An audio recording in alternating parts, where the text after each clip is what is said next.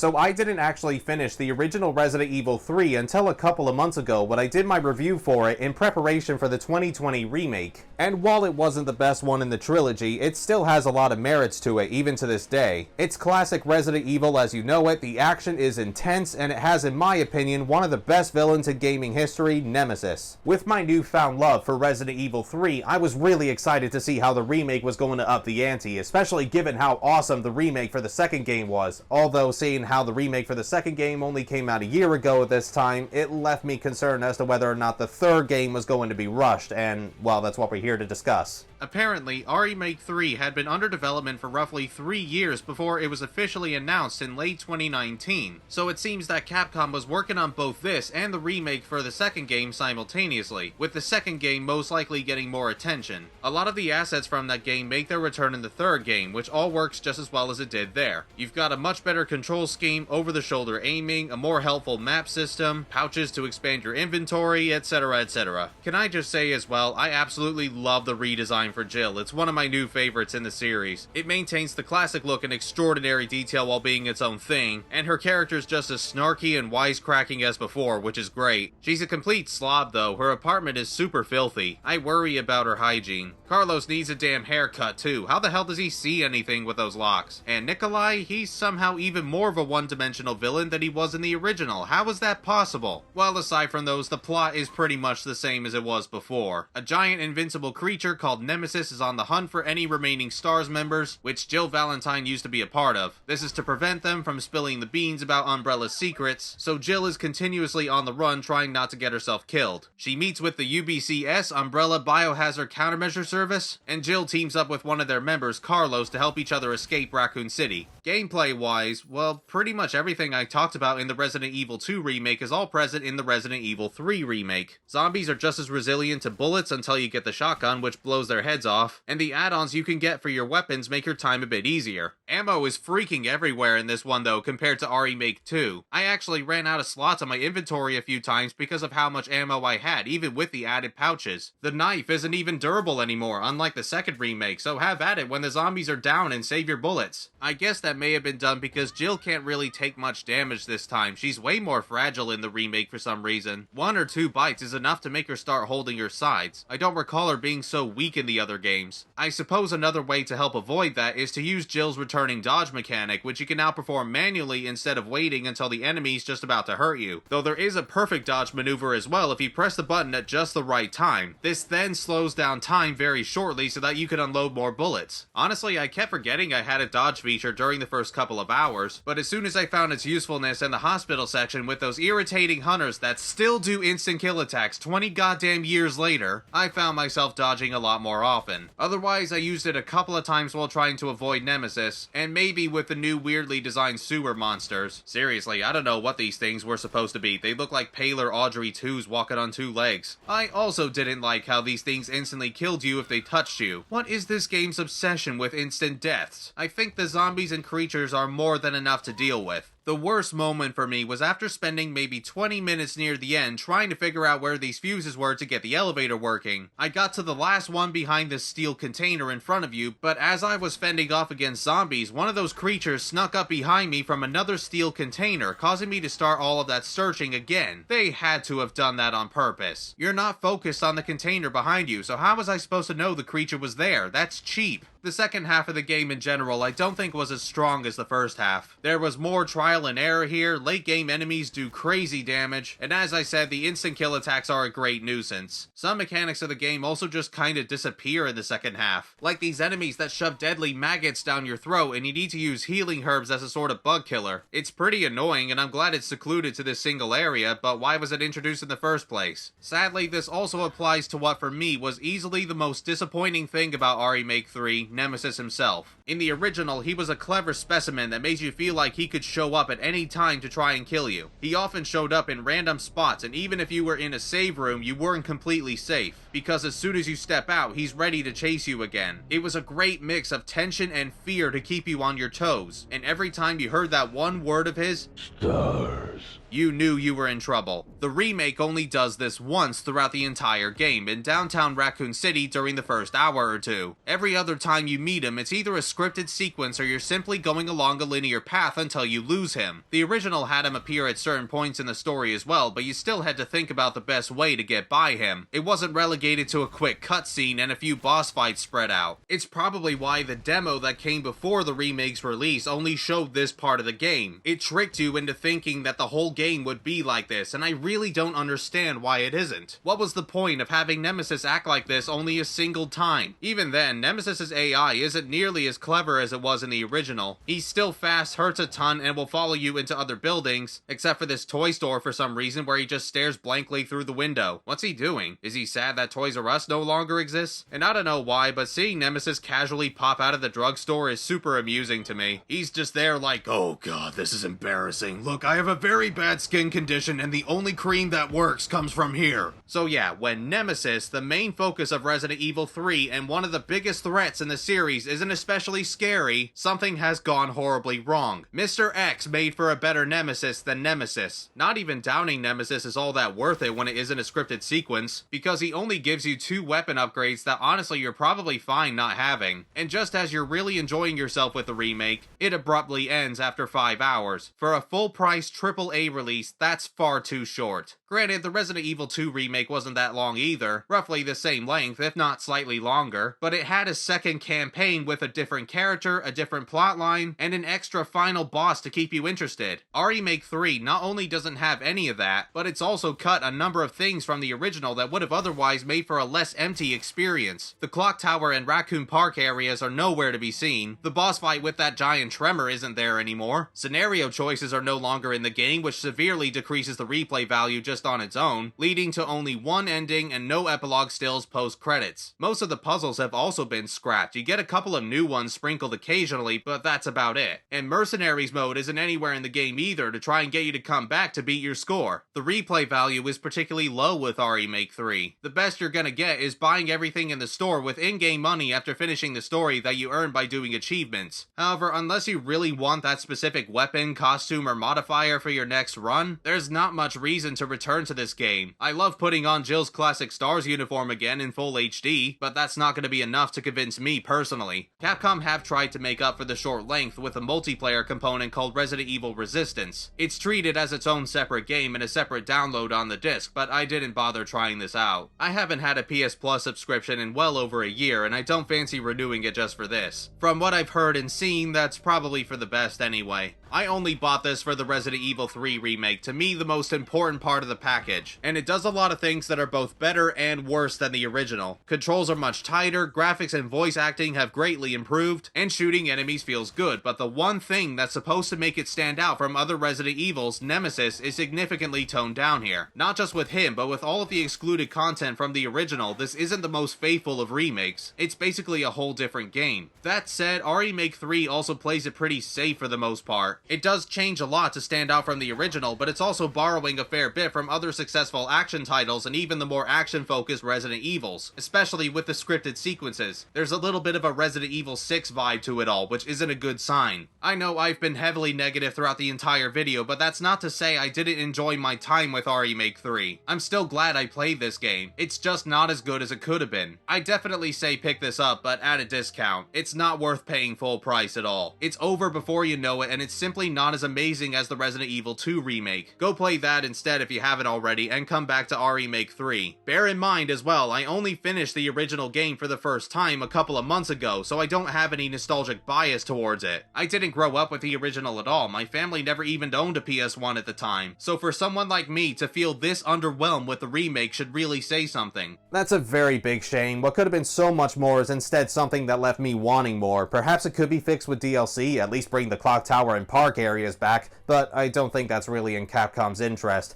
As I said, Remake 3 isn't a bad game whatsoever, and it's certainly worth playing, but I can't say it's one of the best Resident Evils either. Anyway, now it's time for part 3 of the Persona spin-off marathon. For the next video, we'll be on the dancing games. This ought to be a good one.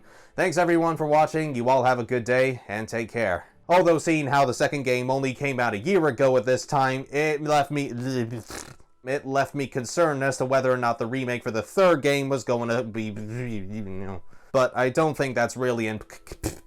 Perhaps it could be fixed with DLC.